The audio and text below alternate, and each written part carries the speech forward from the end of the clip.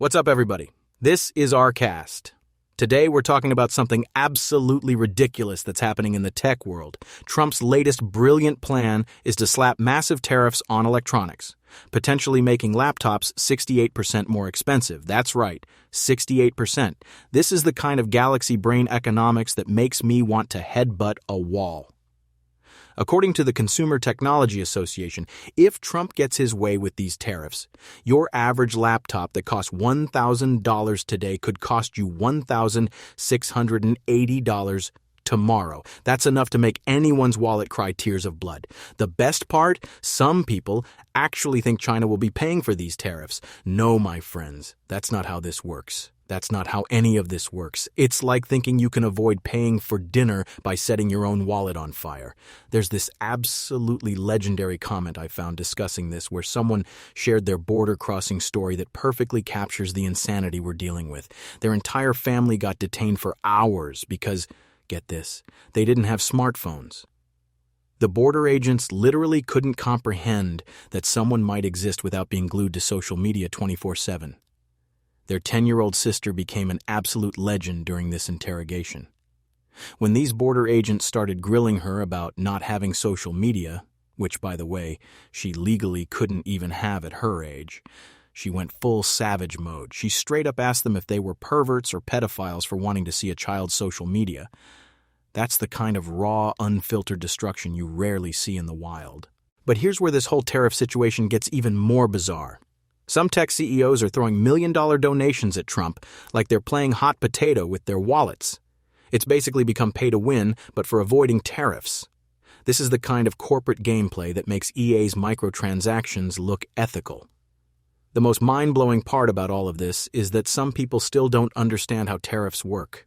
They think it's like putting a magical tax on other countries, when in reality it's just Americans paying extra steps tax. It's like punching yourself in the face to get back at someone who cut you off in traffic. Speaking of gaming, console prices are about to get absolutely demolished. We're talking about a 58% increase on gaming consoles. That's right. Your PlayStation 5 that already costs $500 could end up costing nearly $800. That's enough to make scalpers look like charitable organizations. And it's not just consoles. Every piece of gaming hardware is about to get the financial equivalent of a dropkick to the chest. Monitors, 48% increase. Computer parts, through the roof. It's like someone looked at the current GPU prices and said, you know what would make this better? If it cost a kidney instead of just a liver. The absolute cherry on top of this disaster sundae is that these tariffs won't even accomplish what they're supposed to. The idea is to bring manufacturing back to America, but that's about as likely as me becoming the next pope. Companies will just move their factories to other countries that are cheaper than China.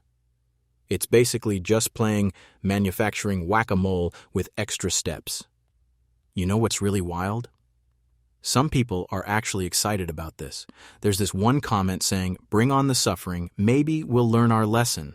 That's like saying, let's set the house on fire to teach ourselves about fire safety. Bold strategy, Cotton. The tech industry is literally begging Trump to reconsider, but he went on Truth Social, because of course he did, to basically say, nah fam, full steam ahead. It's like watching someone drive straight towards a cliff while insisting they know a shortcut. This whole situation is more painful than watching someone try to speedrun Dark Souls with a Dance Dance Revolution pad. And just like that run, we're all about to get repeatedly stomped. And here's the real kicker about how this affects everyday people. Remember when everyone panic bought toilet paper during COVID? Well, get ready for the tech version of that. People are already joking about hoarding old laptops like they're collecting rare Pokemon cards. Except these Pokemon cards come with outdated Windows installations and probably more viruses than a sketchy dating website. The most ironic part? Some folks are already planning to turn this into a hustle, talking about buying laptops overseas and flying them in. But good luck with that. TSA agents are probably already practicing their yoink techniques. They're about to treat laptops like they're forbidden snacks at airport security. Look, at the end of the day, this whole situation is more backwards than a moonwalking competition. We're basically watching the speedrun of how to make technology unaffordable any percent. The only winners here are going to be repair shops and that one guy who never upgraded from his Windows XP machine because he doesn't trust the cloud. That's about all I've got for this topic. It's been your boy rCast, and I'll see you in the next video. Probably recording on a calculator because that's all we'll be able to afford. Let me know in the comments what you think about these tariffs.